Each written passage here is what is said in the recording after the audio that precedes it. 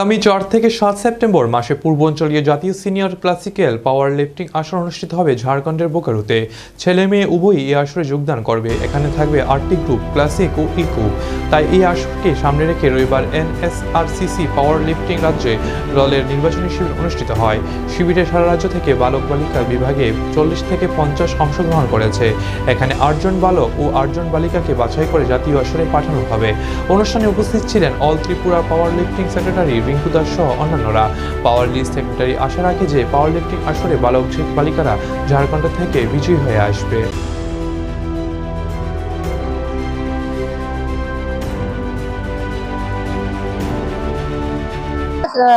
সেপ্টেম্বরে 4 থেকে 7 তারিখ ঝাড়খণ্ডে ইস্ট ইন্ডিয়া হবে। ছেলে মেন অ্যান্ড উমেন সিনিয়র, এখানে 8টা গ্রুপ, ক্লাসিক অ্যান্ড ইকো। ক্লাসিকও আমরা মেন 8 জন, ইকোবে 8 জন, মেন অ্যান্ড উমেন টোটাল জন। তার লেগে আজকে আমরা সিলেকশন ট্রায়াল রান হয়েছে, বিভিন্ন ডিস্ট্রিক্ট থেকে এখানে সবাই ছেলে মেয়েরা এসে এটা প্রস্তুতি চলছে। আমরা আশা রাখি যে আমরা এখানে পুরস্কারের ইয়ে পাবো। কতজন বাছাই করবে? মোটামুটি এর টোটাল তো 32 জনের মতন। যদি ইকো ক্লাসিক হয় আমরা পুরোপুরি নেই,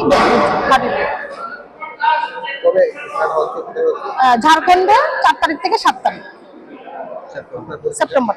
আমি অল ত্রিপুরা পাওয়ার লিফটিং এর জয়েন্ট সেক্রেটারি শ্রীমতী রিঙ্কু দাস। আর এখানে জয়েন্ট সেক্রেটারি